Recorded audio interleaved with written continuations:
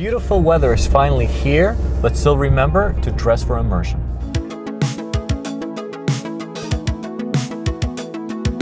I've always been an advocate for safety in paddling, and then this happens every year as spring rolls by, nicer weather comes, warmer days are here. So it's important to remember in a lot of locations is that when the weather turns nice and the air temperature starts getting warmer, that doesn't mean that the water warms up. At least here in the northeast of the US, the water temperature on the Long Island Sound, on the Atlantic, is always a bit behind what's happening in the actual weather. So you might have an absolutely beautiful warm day, but the water is still super cold and you should be dressing appropriately. Very sad that usually this is the time that paddlers make the news the most, and most of the time those paddlers just didn't know the dangers of paddling in cold water. Well, I'm going up to Maine in a week for some training, and I'm sure we're going to be spending a lot of time in the water.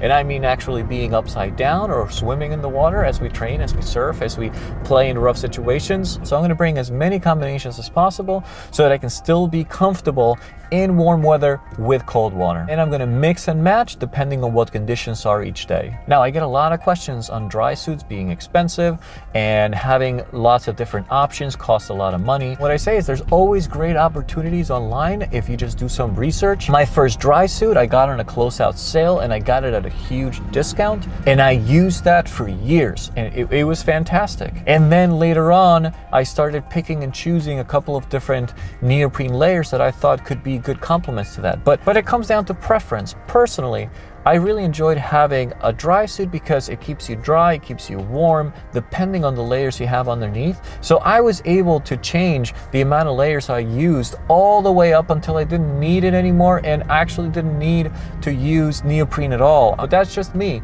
I know others that like to wear thick neoprene for a long time. I know others that like to mix and match. But the best thing to do really is to jump in the water with whatever clothes you're going to be wearing, test them every so often, understand what it feels like to wear different levels of layers and what different water temperatures feel like when you're actually in the water. So please just dress for immersion, spread the message, get newer paddlers to know and learn about cold water paddling, and let's have a great start to the spring season, at least in the Northern Hemisphere. So if you have any comments or questions, please drop them below. Subscribe if you'd like. I'm always trying to put these videos out. And as always, Luke Grover, Kayak Hipster. Thank you for watching. See you next time.